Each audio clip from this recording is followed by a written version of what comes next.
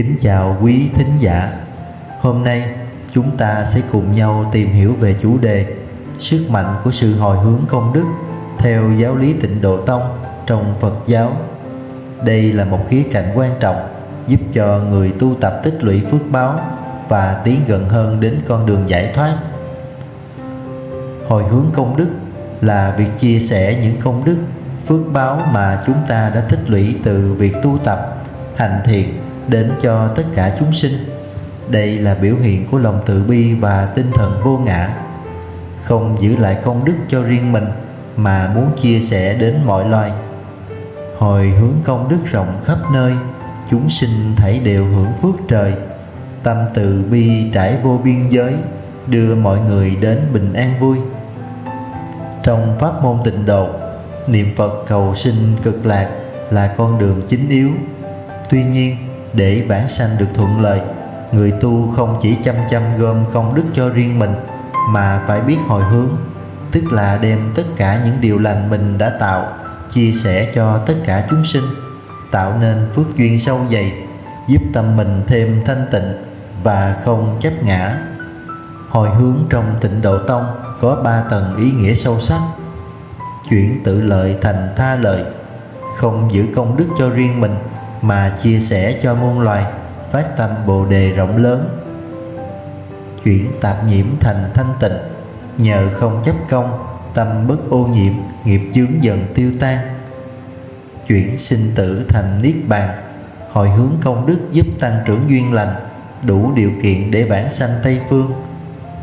Niệm Phật tâm sáng như gương, công đức hồi hướng nghiệp vương nhẹ dần, một lòng hướng cõi xa xăm, hoa sen nở rộ giữa tâm an lành. Tịnh độ không chỉ là nơi để đến, mà còn là một trạng thái thanh tịnh khởi lên trong tâm hồn. Hồi hướng chính là con thuyền, là cánh gió đưa tâm ta vượt biển khổ đến bờ giác ngộ. Niệm Phật hồi hướng cõi Tây Phương, sen vàng chính phẩm ngát mùi hương, cùng nhau tinh tấn tu hành mãi, ngày về cực lạc chẳng còn xa.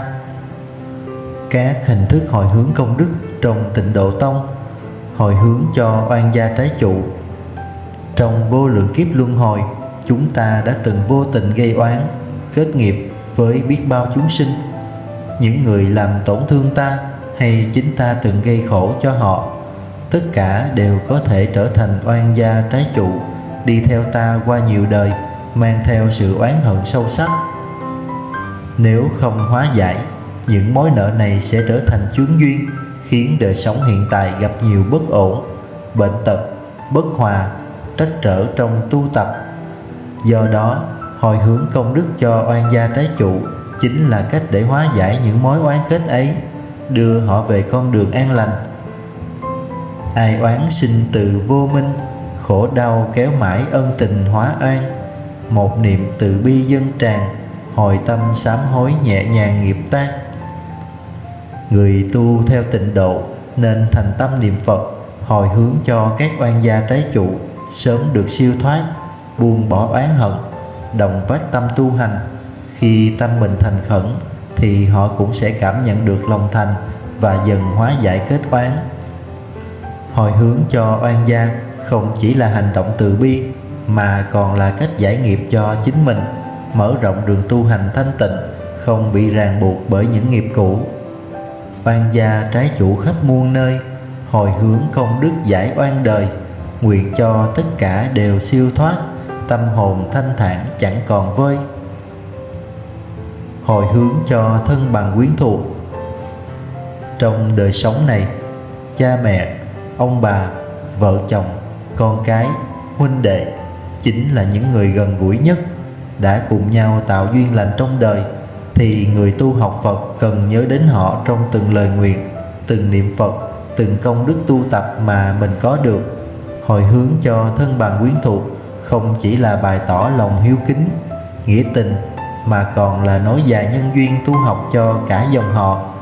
Có khi người thân chưa biết đến Phật Pháp, nhưng nhờ sự hồi hướng của chính mình mà được kết duyên lành, chuyển nghiệp, được an lành. Niệm lành dân mẹ gửi cha, một câu Phật hiệu nở hoa vô hình, cầu cho quyến thuộc yên bình, tình duyên gieo xuống pháp sinh giữa đời. Đặc biệt, nếu người thân đã mất, việc hồi hướng càng cần thiết. Đó là cầu nối giữa người sống và người đã khuất, giúp họ có cơ hội vãng sinh về cảnh giới an lành, xa lìa khổ lụy luân hồi. Người tu chân chính không bao giờ quên đi những ân tình huyết nhục. Hồi hướng là thể hiện trọn vẹn tâm báo hiếu, là lời nguyện sâu sắc của con Phật giữa cuộc đời vô thường này. Việc hồi hướng công đức cho cha mẹ, người thân đã khuất hay còn sống thể hiện lòng hiếu thảo và tình yêu thương. Điều này giúp họ tiêu trừ nghiệp chướng, tăng trưởng phước báo và hướng đến con đường giải thoát. Cha mẹ ân sâu tựa biển trời, hồi hướng công đức chẳng hề vơi. Nguyện cho cha mẹ luôn an lạc, đời đời hưởng phúc mãi thảnh thơi. Hồi hướng công đức cho tất cả chúng sinh là sự thể hiện của tâm đại bi rộng lớn. Đây là khi người tu hành không chỉ nghĩ đến bản thân hay người thân của mình, mà mở rộng tâm từ đến với muôn loài, từ người quen biết cho đến những sinh linh vô hình, những kẻ mình từng oan ghét hay chưa từng gặp mặt. Tất cả đều bình đẳng trong lòng từ của người hành giả. Hồi hướng như thế không chỉ trao công đức mà còn gieo nhân giác ngộ cho khắp thế giới.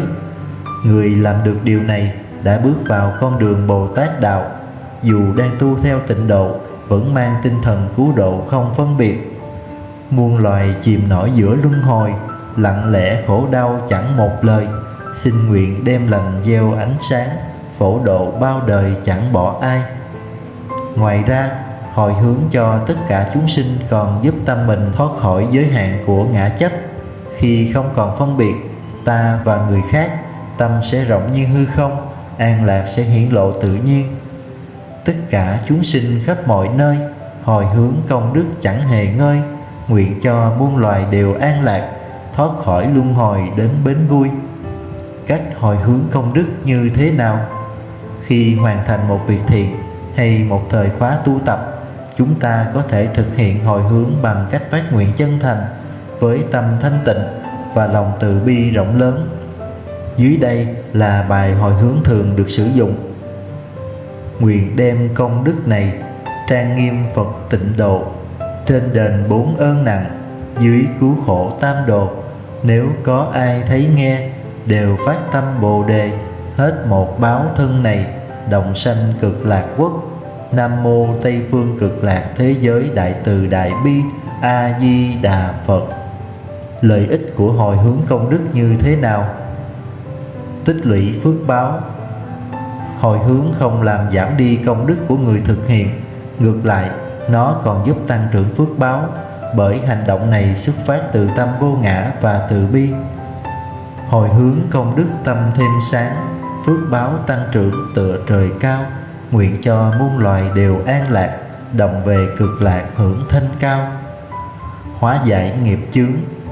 Nhờ hồi hướng, chúng ta có thể hóa giải những nghiệp chướng đã tạo trong quá khứ, giúp con đường tu tập trở nên thuận lợi hơn. Hồi hướng công đức giải oan khiên, nghiệp chướng tiêu trừ tâm bình yên.